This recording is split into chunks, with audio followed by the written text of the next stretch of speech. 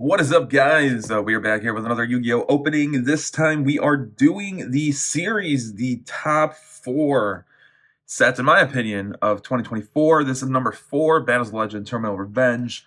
And the reason why is it has a lot of collectability, and that's really what the core of Yu-Gi-Oh! Is, right? It is a trading card game. It is not a meta card game. It is not a tournament card game. It is a trading card game.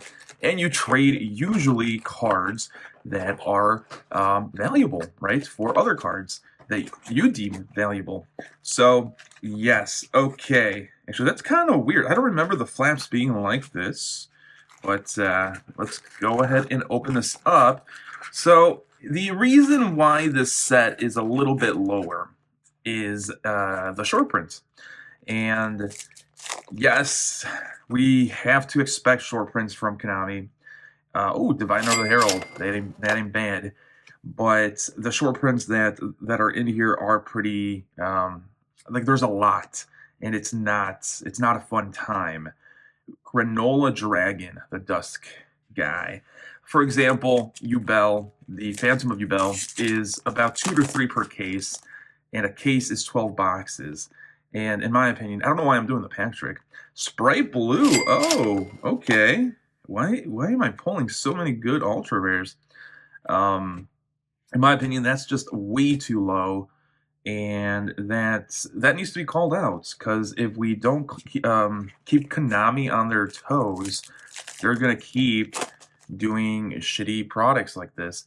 Now, so you might be wondering, if there are so many short prints, why did you rank it so high instead of another set?